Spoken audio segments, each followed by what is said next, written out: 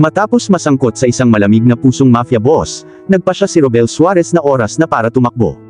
Hindi niya alam, dinadala niya ang magiging tagapagmana ng kanyang buong empire. Hahanapin pa kaya niya, o mananatili siyang magtatago magpakailanman? 2 linggo ko nang pinaplano itong pagtakas, masyado pang maaga. Hindi ko binalak na umalis dito sa lalong madaling panahon. Wala akong choice, ito ay buhay o kamatayan at syempre, gusto kong mabuhay. Umalis si Carter sa penthouse 30 minutes ago, na nagbibigay sa akin ng oras para umalis dito. Ang kaisa-isang problema, ang kanyang mga tauhan. Sila ay nasa ilalim ng mahigpit na utos na panatilihin ako. Wala sa kanila ang yumuko sa aking mga palusot, sila ay tapat at halos hindi ako kilala. 2 buwan na ang nakalipas simula noong gabing iyon, at hindi na ako lumalabas mula noon. Flashback, halos alas 12 na ng gabi, naglalakad ako sa may pantalan para magpalipas oras. Alam kong hindi ako makakauwi, sa totoo lang, wala akong mapupuntahan. Lumilikha ng malalaking anino ang maliliwanag na ilaw sa pagitan ng mga hanay ng napakalaking kargamento. Tumakbo ang kamay ko sa gilid ng isang malaking steel crate of God knows what. Ang malamig na pakiramdam ng metal ay dumaloy sa aking mga daliri, na naging sanhi ng aking katawan upang manginig. Dala ko ang isang makapal, maliwanag na orange na duffel bag sa aking kanang balikat, na naglalaman ng lahat ng aking mga mahalagang bagay mula sa aking dating silid. I mean, I have to admit, medyo childish ang pagtira sa mga magulang mo sa loob ng 25 taon, pero ngayon hindi na mahalaga ang katotohanan iyon. Ang mahalaga lang ay ang paghahanap ng matatag na trabaho at matutulugan. Kanina, galit na galit sa akin ang tatay ko, pero hindi na bago. Palagi siyang nag-aamok pagkatapos niyang mag-high. Wala akong naisip. 1 dosenang beses pa lang niya akong sinaktan, na karapat-dapat sa dami ng heroin at coke na nainom niya. Anyway, I got home after my last day at the diner, natanggal ako. Isang bagay ang humantong sa isa pa, sinuntok niya ako, sinabi sa akin na kunin ang aking mga gamit, at ako ay nasa aking masayang paraan. Balik sa kwento, kaya ngayon, ako ay walang tirahan, walang trabaho, walang pamilya, at malamig, natagpuan ang aking sarili sa pantalan mga 2 oras pagkatapos ng aking pagpapaalis. Bago ang aking ama ay isang druggie, inilipat niya ang mga kahon sa mga barko dito. Minsan sinasama niya ako sa trabaho. Iyon ang pinakamagandang araw. Maglalakad kami pataas at pababa sa daungan sa kanyang mga pahinga at sasabihin niya sa akin kung anong kargamento ang pupunta sa kung anong barko. Kung papalariin kami, papayagan kami ng isang marino sa kanilang bangka. Sa mga pagkakataong iyon, magiging parang mga pirata ang aking ama sa isang mabagyong paglalakbay sa Atlantic. Oh well, walang kwenta ang mag-reminisce. Tapos na ngayon at ang aking dating pinakamamahal na ama ay walang pakialam sa akin. Nawala sa pag-iisip, pakiramdam ko bumagsak ang katawan ko sa isa sa mga shipping container. Gumagawa ito ng kaunting rippling sound, ang ingay na umaalingaw-ngaw sa paligid. Umikot ang ulo ko, at nabalik ako sa malamig na sement sa ilalim ng aking mga paa. Habang nakaupo ako roon, sinusubukan kong intindihin ang nangyari, narinig ko ang tunog ng mababang boses na tumatakbo sa gilid ko ng crate. Sinusubukan kong magagawan pataas, ngunit ang malamya kong puwet ay bumagsak kaagad. Speaking of us, ang sakit talaga ng akin ngayon. Tulad ng, ang unang pagkahulog ay mahirap, ngunit sumpain, ang pangalawa ay mag-iiwan ng pasa. Ang mga lalaki sa paligid ng sulok, at ang liwanag ay sumasalamin sa isang metal na figure sa kanilang mga kamay. Ang isa sa mga lalaki, na tila mas maikli kaysa sa isa, ay direktang itinuro sa akin ang bagay. Naglabas ng flip phone ang mas matangkad at itinapat sa tenga niya. Ano ito? 2005, located the noise, girl. Mukhang maaga hanggang mid-20s, orange duffel bag. Nagsalita ang lalaki dito, huminto para sa mga tugon. Sir, tanong ko sa mas maikli. Anong itinuturo mo sa akin? Nagiging masama ang tingin ng lalaki, hindi tumutugon, ngunit nakatingin sa ibang taong may hawak na prehistoric na telepono. Nakuha ko. Ang mas matangkad ay nagsasalita sa sinaunang relic, isinara ito at itinulak ito sa kanyang bulsa. Kunin mo siya. Inihagis niya ang order sa mas maikling lalaki, humakbang palapit sa akin. Sinubukan kong tumayo at umatras, ngunit mabilis niya akong nahuli, pagkatapos ay naging itim ang lahat. Pagtatapos ng flashback, hindi ako makapaniwala na ginagawa ko ito. May bahagi sa akin na labis na nagmamalasakit sa lalaking ito, ngunit hindi ako maaaring manatili. Hindi ako mabubuhay sa takot o sa utang sa isang mafia. Tsaka wala namang pakialam sa akin si Carter. Siya mismo ang nagsabi sa akin. Ang pananatili dito at umaasa ay kalokohan lang. Naglalakad ako papunta sa pinto ng elevator, na nasa kabilang side ng penthouse. Nakatayo roon ang isa sa mga tauhan ni Carter, binigyan ako ng kakaiba, ngunit mahigpit na titig habang papalapit ako sa kanya. Kasing tangkad ko siya, maitim ang buhok, at maitim ang kulay ng balat. Siya ay malinaw na malaki, ang kanyang mga kalamnan ay nakabalangka sa kanyang itim, masikip na shirt. Anong kailangan mo, miss? Tanong niya habang nakatitig sa akin palagi. Naghulog ako ng baso sa kusina, at kailangan ko ng tulong sa pagpulot nito. Pagsisinungaling ko, itinago ang aking mga kamay sa likod ko. Hindi niya alam, may hawak akong metal na vase. Tumango lang ang lalaki, nagsimulang magtungo sa kusina. Habang nilalagpasan niya ako, kinuha ko ang vase at hinampas ko siya sa ulo. Ginagamit ko ang lahat ng lakas na mayroon ako.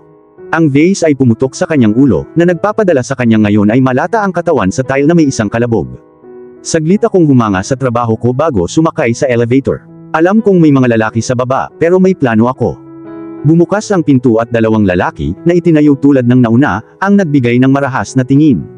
Lumabas ako ng elevator at humarap sa kanila. Okay Robin, ngayon, oras na para kumilos. Ako ay tumingin sa kanila frantically, dramatically yelling out, "To do quit." Yung lalaki, yung guard.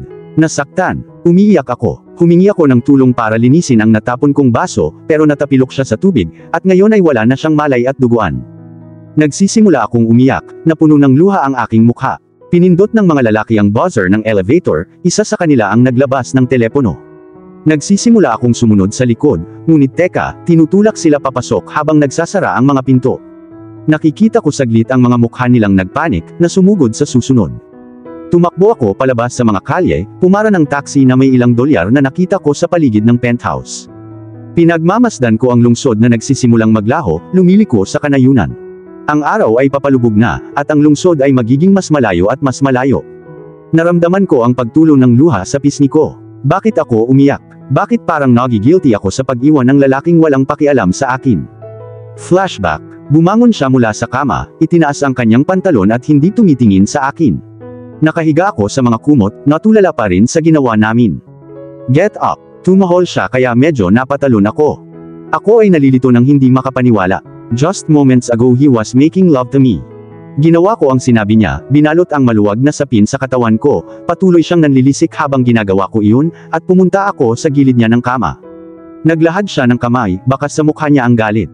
Don't, just go, this was a mistake, at hindi na mauulit. Malamig niyang ungol. Pakiramdam ko ay uminit ang mukha ko at nangingilid ang mga luha ko. Oh, napatitig ako sa kanya, ang emosyon ko'y hirap ng pigilan. Tumawa siya, umiling-iling. Akala mo may pakialam ako. Isang malakas na tawa ang pinakawalan niya. You mean nothing to me. Pumunta ka na sa kwarto mo, ayoko nang makita ka ulit dito. End of flashback. Sa kabilang banda, si Carter. Alam kong masyado akong harsh kay Robel, sana bawiin ko. Nitong mga nakaraang araw na hindi ko siya nakakausap ay sobrang impyerno. Wala ako sa aking sarili, at ito ay mapanganib. Hindi ko hahayaang maging kahinaan ko siya. Mahina na ang negosyo ko para sa buwang ito. Maaaring masira ng isa pang hit ang lahat ng pinaghirapan kong itayo. It's just her scent, her body, her voice. May hawak siya sa akin na hindi ginagawa ng iba. Sa paningin ko, isa siyang diyosa, perpekto siya. Aaminin ko, siya ang pinakamagandang sex na naranasan ko. Minahal ko ang bawat sandali nito. Ang gabing iyon ay hindi lamang isang buti na tawag na ginagawa ko tuwing gabi o dalawa.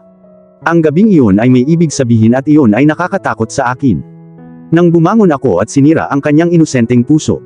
Sobrang kilabot ang aking naramdaman. Sa lahat ng pagpatay at pagpapahirap na ginawa ko, hindi pa ako nakaramdam ng kasing sama, o higit pa sa asno kaysa sa ginawa ko doon. It's for her own protection, sabi ko sa sarili ko para manhid sa sakit, pero alam kong hindi yun totoo. Ang ginagawa ko lang ay iligtas ang aking imperyo. Siya ay isang bilanggo, sa tingin ko, ngunit siya ay higit pa doon. I can't keep treating her like this. Maybe I should let her go. 2 buwan ko na siya ngayon at hindi pa naibibigay ang lahat ng background check. Anumang mga palatandaan sa kanyang pagiging mapanganib. Narinig kong nag-buzz ang phone ko sa desk ko. Kumikilos ito pakaliwa habang nagri-ring, inilipat ang ilang mga papel kasama nito. Nag-shuffle ako pagkatapos ibalik ang isang libro sa shelf nito. Umupo ako sa itim, leather na upuan sa opisina, kinuha ang tumutunog na telepono. Ang caller ID na ipinapakita ay ang isa sa aking mga tauhan na nakatalaga sa penthouse at kukunin ko ito. Yes, tanong ko sa telepono, medyo naiinip habang pinahaba niya ang kanyang mensahe. Sir, may problema po kami. Ang sabi sa akin ng lalaking si Hans. Well, ano ito? May kung anong inis ang bumabalot sa tono ko. Nakatakas siya, nagsasalita siya, at rinig ko ang pag-aalala sa boses niya. Nakatakas. Anong ibig mong sabihin nakatakas? Ungol ko, inihagis ang mga papel sa desk ko. Paano niya nalampasan kayong mga tanga? She tricked us, boss. Pinatumba niya si Caleb sa taas, tapos bumaba siya, niloko kami sa elevator at tumakbo. Paliwanag ni Hans, at bumibigat ang hininga ko sa galit. Kayong lahat, fired. Ilabas mo na ang mga gamit mo sa bodega at umalis ka na. Nagutos ako, kung sakaling makita ko ang sinuman sa inyo, papatayin kita sa lugar. Pero boss, masasabi kong nahihirapan siya, pero pinutol ko siya. Umalis ka, kung hindi, papatayin kita ngayon din. Sumigaw ako sa telepono, tinapos ang tawag, at ibinato ang damn phone sa buong kwarto. Sinuklay ko ang aking mga kamay sa aking itim na buhok, nagpakawala ng isang mahabang buntong hininga. Paano ko siya pakakawalan? Paano ko siya papasukin sa aking mga daliri? Tumakbo ako sa ngayon ay kalahating sira na telepono, kinuha ito at dinadial ang aking pinakamahusay na hacker. Sumagot siya sa loob ng 5 segundo, at ako ay paikot-ikot sa aking opisina. Yes, boss. Tanong niya kaagad pagkatapos dumating ang tawag. Tumakas si Robel. Hanapin mo siya. Utos ko, matigas at inis ang boses ko. Pero boss, you refused to put a chip in her. And the cameras outside the penthouse were down for maintenance today. Bumuntong hininga si Danny, gumawa ng tunog sa telepono. I don't care. Find her at all cost. Sa kabilang banda, si Robel. Sumasakay ako ng taxi hanggat kaya ko, well hanggang sa maubos ang pera. Kinailangan kong lumayo hanggat maaari. Hindi ko maaaring ipagsapalaran na matagpuan muli. Ang driver, si Ted, ay mabait na ibinaba ako sa pinakamalapit na shopping center, sa halip na sa gilid ng kalsada nang maubos ang pera ko. Mabait siya at inaalo ako habang umiiyak ako sa pagmamaneho. Inilabas niya ako ng 3 oras mula sa lungsod, na isang magandang simula. Nagpaalam ako sa kanya, nagsimulang maglakad sa gilid ng kalsada. Walang kwenta ang pagpunta ko sa shopping center, wala akong pera at ayokong matukso na magnakaw. Parang highway ang kalsada, mabilis na dumaan sa akin ang mga sasakyan at parang wala man lang stoplights. Alam kong hindi ligtas ang aking lokasyon, hindi gaanong kahabaan ang 3 oras at hindi magiging mahirap na subaybayan ako. Kailangan kong gumawa ng marahas na hakbang. Sa pagkakaalam ko, nasa Idaho ako ngayon, kaya kung gusto ko talagang magtago, ang silangang baybayin ang lugar na pupuntahan. Ito ay isang nakakabagbag damdaming desisyon, ngunit nagpasya akong mag-hitchhike. Wala akong pagpipilian, walang pera, walang kaligtasan. Kaya, pagkatapos ng halos 1 o 2 oras na paglalakad sa walang katapusang kalsada sa highway, nagpasya akong huminto, at itinaas ang aking hinlalaki. Inabot ng magandang 40 minuto para may huminto. Noon, medyo nabitin na ang braso ko, at humihina ito bawat segundo. Bumagal ang takbo ng driver sa isang Ford Focus sedan, hinila ang kanilang sasakyan sa tabi ko. Ibinaba ng tao ang kanilang mga bintana, inihayag ang kanilang sarili. Mukhang kasing edad ko lang ang driver, lalaki, platinum blonde ang buhok at gwapong mukha. Parang isa sa mga klise na pelikulang napanood ko sa Hallmark o Lifetime. Nakasuot siya ng asul na suit na may puting kurbata, mukhang galing sa isang meeting. Kailangan ng masasakyan. Tanong niya, hininaan ang volume ng radio niya. Bahagya akong tumango, naglakad papunta sa kotse at tumalon sa loob pagkatapos niyang buksan ang pinto. Salamat, bulong ko sa mahina at mahinang boses. Hindi ako naging napakahusay sa mga estranghero at nagtutulak sa akin ang pagmamaneho kasama ang isang lalaki sa labas ng kalsada. Of course, ipinakita niya sa akin ang isang ngiti, huminto pabalik sa kalsada. Saan? Anong pangalan mo, miss? Oh, ako si Robel, at kahit saan mula rito. Sabi ko sa kanya, na natiling diretso sa harapan ko, nakatingin sa labas ng bintana. Saan ka pupunta? Pumunta ako dito para sa negosyo para sa aking ama, talagang nagmamaneho ako pauwi sa Jacksonville, sa Florida. Oh, at ako nga pala si Jason. Sagot niya, nagpakawalan ng kaunting ubo. Florida. Nagda-drive ka papuntang Florida. Kumurap ako ng ilang beses, nalilito kung bakit siya nagda-drive ng napakalayo. Isang mahinang tawa ang pinakawalan niya, nakaposisyon ang magkabilang kamay sa manibela. Panay ang tingin niya sa akin. Oo, mahilig ako sa mga road trip, kahit mag-isa lang. Isang hindi pangkaraniwang pagkagusto, alam ko, ngunit gusto ko lang makakita ng mga bagong lugar. At hindi mo talaga may enjoy ang mga ito sa mga eroplano. Damn! Bumuntong hininga ako habang nakatingin sa kanya. Well, gusto mo ba ng kasama sa paglalakbay na ito? Kailangan kong makaalis sa lugar na ito, sa abot ng aking makakaya. Tumingin sa akin si Jason na may kaunting gulat sa kanyang mukha. Wala kang problema sa law. Ikaw ba? Mabilis akong umiling. No, not with the law, just with something else. Medyo nagiging staggered ang paghinga ko. Kailangan kong sabihin sa kanya kung tatanungin niya, dinadala niya ako sa Florida para sa langit. Kaya lang hindi ko alam kung mapagkakatiwalaan ko siya. Tumigil sandali si Jason bago nagsalita, nanatiling neutral ang mukha niya. Anong klaseng gulo? At dito na po, nagtatapos ang part 1 ng ating kwento. Sabay-sabay po nating abangan ang susunod na kabanata. Maraming salamat po. God bless and stay safe.